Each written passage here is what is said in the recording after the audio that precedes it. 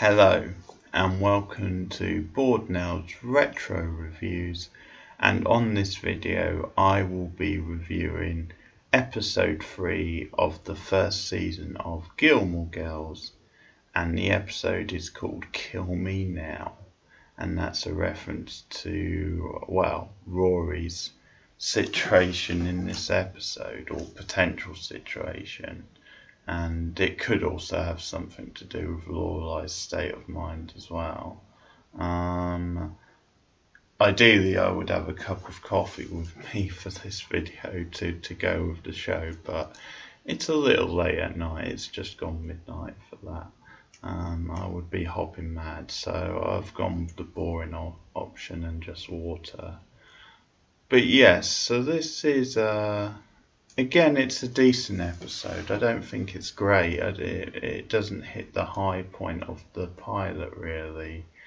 So a bit like the second episode, it's fine. It has some good stuff in, but it's a bit meddling. So it maybe feels a bit like the show is still getting into its groove. Obviously, after a really strong pilot. I think, this just lacks the momentum and the slickness of the pilot, and it's not quite, the lines just aren't quite as sparky as it was in the pilot and the interactions, but, there's some decent stuff in there. I think one thing I'd probably think is at this stage, obviously, some of the supporting characters and cast around the town, they've been briefly introduced, but at this point they're not given a great deal to do, and obviously there's still some more to do with those characters. So I think that's part of it. Then we've just gotten a hint of those characters, but that their sort of impact is a big thing. But anyway. So there's sort of two main plots in this episode, again obviously involving Lorelai and Rory. And it's kind of a big episode just because we get more of Richard in this episode, and I think the sense we really get is how Rory and Richard, or they sort of get to know each other much better in the episode. And it's this interesting dynamic where they don't really have much of a bond because they haven't had much of a relationship over the years as a result of the fallout from, Lorelai's, kind of dispute with the parents, particularly Emily.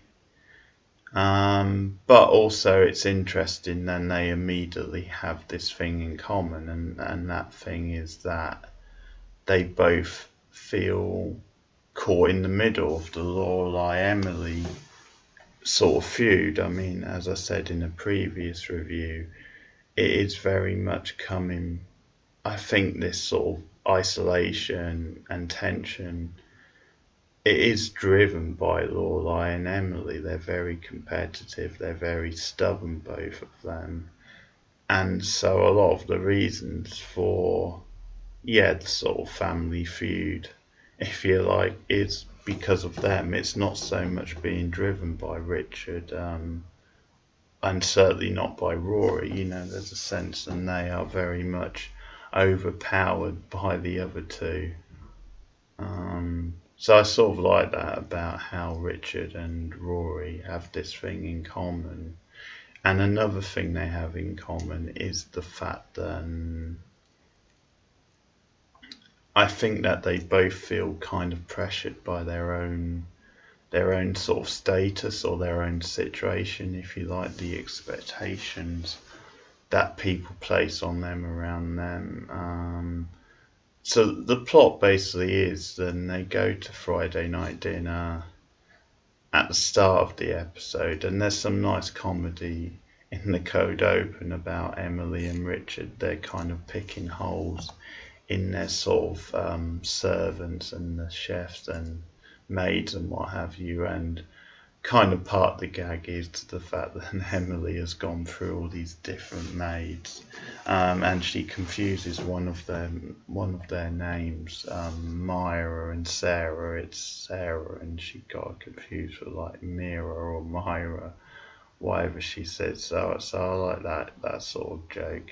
But again, that sets up this thing. Then it is very much Emily doing this hiring and firing of all the different.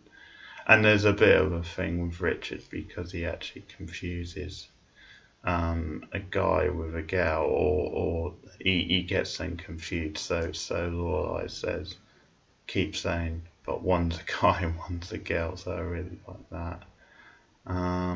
But what happens is the subject of Rory and Chilton comes up, and the fact that she's apparently being asked to take part in a sport. And, Rory's not really into sports and she's nervous about doing this. And so Emily kind of muscles her way in, and she suggests Rory goes golfing with Richard, because he's part of this club. And that could be a good way for her to get a bit of confidence. And I mean, it's interesting because it's a malicious thing from Emily, and I think as things go along, we get a sense of, I think the fact that she's doing it maybe to sort of push Rory, and Richard together, and also maybe to create a distance between Lorelai. Again, that malicious intent is there, which I think Lorelai suspects. But at the same time, I think it does partly come from a good place. I think that Emily is actually doing it so that Richard can have some connection with his granddaughter, so that they can build bridges and actually have a relationship. So I don't think it's a totally malicious thing. But of course, Lorelai, gets into an argument with Emily over it. Takes her aside, and there's this big sort of argument, and you can see the chemistry really building between the two actresses. And Kelly Bishop is just on the money in this scene. The way she kind of twists everything that Lorelai says, and just turns everything around, and just this steely sort of look, and almost very knowing, and she just has a number in the scene. But it's a very realistic sort of interaction. And I sort of like when Lorelai comes outside and with Rory, and she says, I tried to get you out of it, kid. And then Rory kind of tries to rope her in, which is, again, you can imagine that sort of happening. But I like that because it does vindicate a bit what Lorelai was saying. Because Emily tried to turn it around on her and claim, oh, you're just jealous or you're nervous, then Rory will have a good time. That she'll have a good time without you, and that's what you're worried about. And obviously Lorelai denies it, but as we get further into the episode, we see then there is some truth to that. But yeah, I do like Rory trying to rope Lorelai in, and then Lorelai does this thing where she keeps listing, things she'd rather do than go golfing with Richard and what have you. So there's another nice little scene between the mother and the daughter. So yeah, we there's obviously, as always, there's a Lorelai plot, and then there's a Rory plot. The Lorelai plot I'll get onto in a moment, but obviously, quite a lot of the episode is spent at the golf club, and it's building this relationship between Rory and Richard. And it's okay. I mean, they don't do as much as they could with it, but there's some nice scenes with them. We get that sense of isolation, as I said. At one point they're both in their respected saunas, if you like. I'm not sure why you would have a sauna at a golf club. It's hardly the most strenuous of activities, but never mind. But they're in their respected saunas, and there's this sense, as I was saying before, then Richard is isolated in his surroundings. He obviously, because of his status and his money, he does hang around or has associations with many rich guys, business guys, and actually he just feels, you can tell he's very aloof from that circle. And so it's a similar thing. Rory, obviously, she's in this sauna with women she doesn't know, and then they're gossiping, and obviously, yeah, she just looks bored and not into it. But then later, Rory's sort of feeding Richard the gossips, so they do sort of bond. And yeah, there's some nice scenes. I mean, as I said, I think the main point is the fact then they're both kind of pressured and isolated by their surroundings. I think, Rory and the anticipation and the pressure of going to Chiltern, but also the fact that they're both caught in the middle of this feud between Emily and Lorelai. So I do like that as a thing. And actually, moving forward, I think there's a lot of good scenes with Rory and Richard. I think, they make for a good sort of pairing, and they sort of have stuff in common that really Rory doesn't have in common with Emily, and not even her mother. So that's very interesting. And again, that's very true to life. The fact often you have a different sort of relationship with different family members, and you have different things in common. So yeah, there is a lot of good scenes with Rory and Richard in future episodes. Now I do have to say, and I mean it is mocked in the episode anyway, and it's brought up, but Rory has this terrible hat, which is like a Jamaican hat, and you'll see it, I think, in if you put the episode on Netflix, it'll come up on the kind of picture, for the episode. But yeah, it is awful. It's an awful fashion item, and I think it's Richard's idea. He gives her the hat. It's meant to be a golfing hat, but instead it looks like a Jamaican hat, and it just looks totally wrong on Rory. So it is kind of picked up in the episode. So I guess they get away with it. It's not like it's just something where they thought, oh, let's put this on Rory. Because I didn't, until they mentioned it later, I didn't know. I thought it was just that Rory had put it on. But no, it's actually, a golfing hat, or meant to be. So that kind of fits in the fact that this thing is opposed upon her. So, there's some okay stuff there.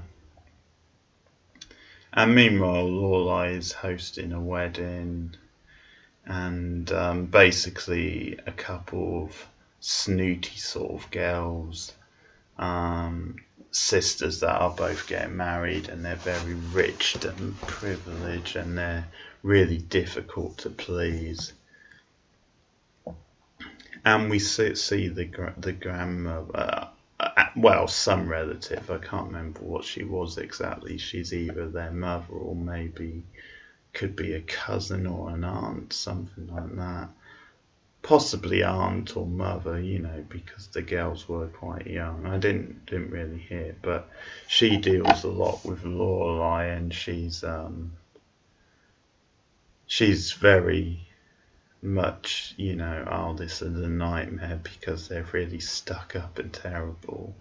And I think another strong point is that again we see in this episode what a good how good Lorelai is at her job. Basically, she's really great at saying the right things, but also having strategies and really putting the relative at ease. And we see funny little moments with Michelle, him sort of brushing up with them. And I like one scene actually where he says, because basically the grooms, they sort of look identical almost. So Lorelai and Sookie are like really impressed that Michelle can tell them apart. And they've got similar names. It's something like Mark and Mac or something, or quite similar names anyway. And basically Michelle has stuck a post-it note on one of them, and that's how he can tell them apart. And Lorelai said, you're going to take that off straight away. And Michelle's like, no way, sort of thing. But that's a great bit. Again, with Michelle, I think the character's there and the actor's doing a good job, but we're just not getting quite enough of him. I think, obviously, as the show gets further in, I mean, he's always a supporting character. He's never in it a great deal, but, he does start to have his own sort of plots as well and gets a bit more screen time. And they do have a nice little trio there with him, Sookie and Lorelai. And another good scene with Michelle, which actually this is, and I'm really pleased about this, but Drower, the harp player, is in this episode again. So that's 3 in a row. I mean, I sort of only remembered, I couldn't remember, but I thought maybe she might only be in the pilot, which would be a waste, but here we go, she's back here again.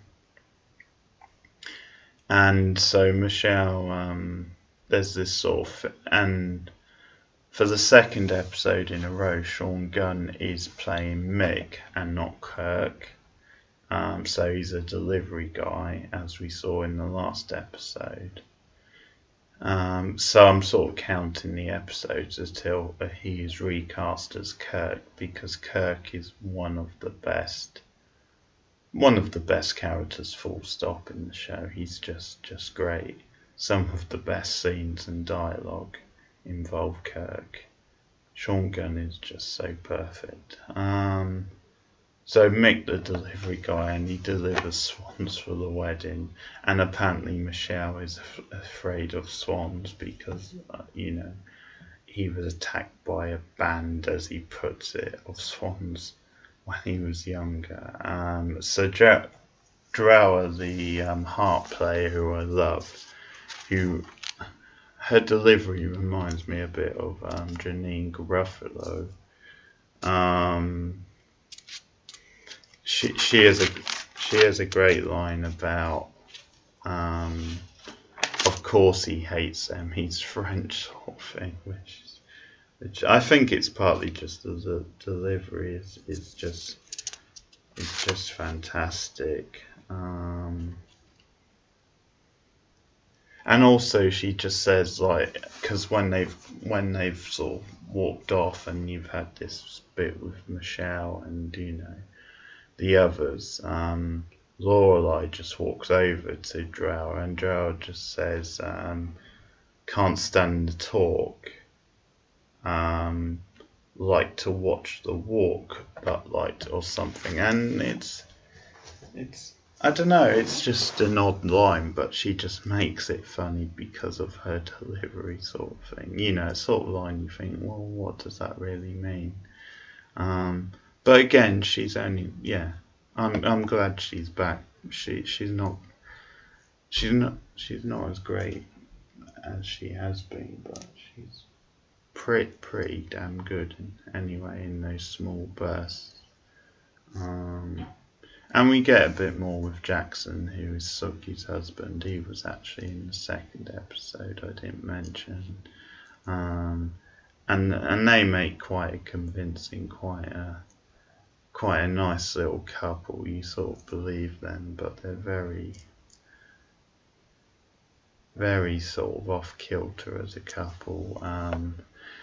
And this sort of bizarre Stars Hollow logic is the fact that Jackson delivers blueberries instead of strawberries. And because Suki is planning on baking a strawberry shortcake. Yeah, shortcake. I almost said shortbread, but shortcake for the wedding, which to me is a bit alien. I've not heard of that before.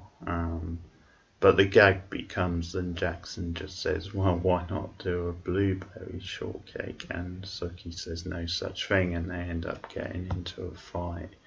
And the payoff is then later on, Suki just gets really excited when she's in a scene with Lorelai because she sees strawberries at a store, so she just, and this is just the eccentric Suki type character, and how obsessed she is with her job and how she prides herself on cooking, and I think that you see a lot of that, but yeah, she just finds the strawberries and is so excited she has to sort of buy them from this store.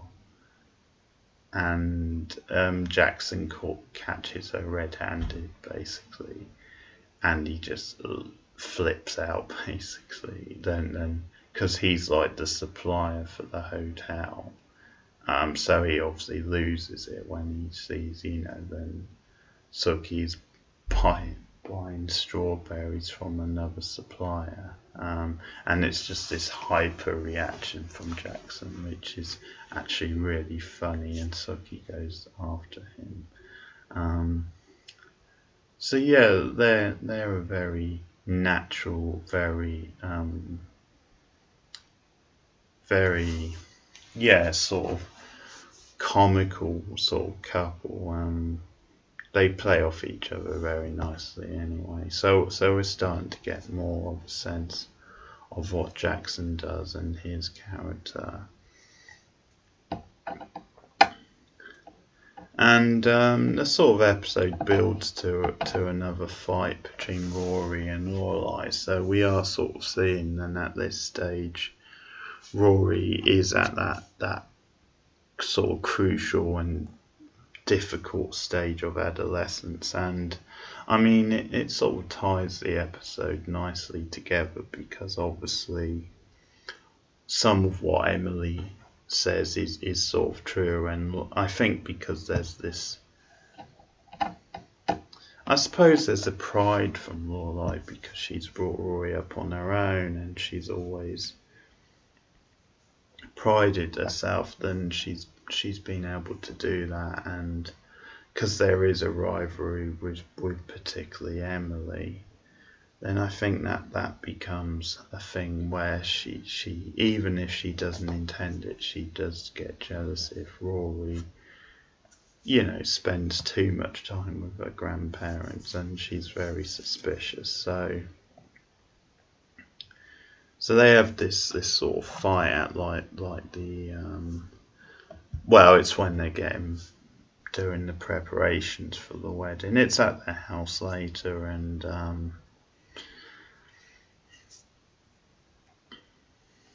because they've been talking about how the golfing day went with Richard, and so it turns into a fight, and it's that thing where maybe because Lorelai's tense and is a bit jealous how she looks to pick a fight over anything, because she noticed Rory has borrowed her sweater, and rather than just leaving it, or rather than just saying can you ask in future, it actually turns into something quite nasty, and again that feels quite true to life, the way these fights can escalate, and yeah, how if there is tension in the air, you can just then, every little thing can become, quite melodramatic. So again, it is dealing with the fact that Rory is at this crucial state of adolescence, and that, yeah, naturally these fights are going to happen, and yeah, then Lorelai is still figuring out you know, how to deal with the stage that Rory's in, and obviously the issue with the parents, and there's a nice makeup scene towards the end, and they go to Friday night dinner, and Lorelai handles it quite coolly, but it sort of ends with, and they bring Emily, like the cheesecake, the strawberry cheesecake. Oh, it might have been blueberry. I can't remember which one it was actually, which way round. But anyway, the cheesecake, and it's this thing where Emily, mentioned, so you're bringing me used cheesecake, and Lorelai corrects her, it's not used, it's just left over because they didn't use it at the wedding. But yeah, Lorelai handles it quite coolly, and she, even if she did get a bit jealous over the golfing day, she does, play it cool, and sort of says then she feels it's important then Richard and Rory spend time together as well.